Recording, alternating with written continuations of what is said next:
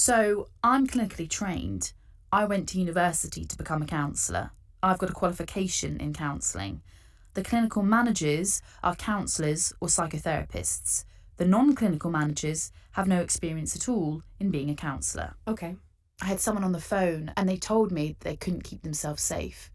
They were incredibly distressed on the phone. They wrote a suicide note last week and had been trying to get in touch with their GP. So I asked for a manager and said, can we call an ambulance? And I was told that the ambulance isn't a taxi service, and because they hadn't actually taken anything, she didn't know whether they could call an ambulance or not. You can't take those sorts of risks. You have to do everything you can to ensure that the client is safe. If you think about that person on the phone, if I say we need an ambulance, I'm clinically trained, I know I'm on the call, and that should be enough. Lost 4 stone in 10 months. Over 2 years later. And it was all over the news headlines. 4 young girls shot.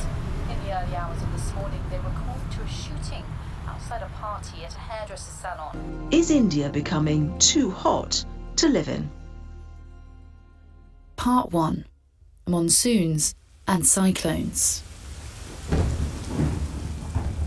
What is your favourite meal to cook? Spaghetti bolognese. You just go down to Sainsbury's and buy the bottle. Advice Line today is sponsored by macadamia nuts. Smile and live life to the max until you get ill from living life to the max. Then just live it to about 65%. The Met Police say.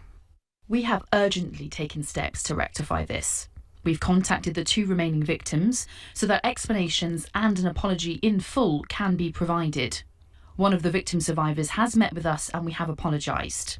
We accept that post the submission of this case, greater efforts to identify the contact details of the remaining 2 victims could and should have taken place.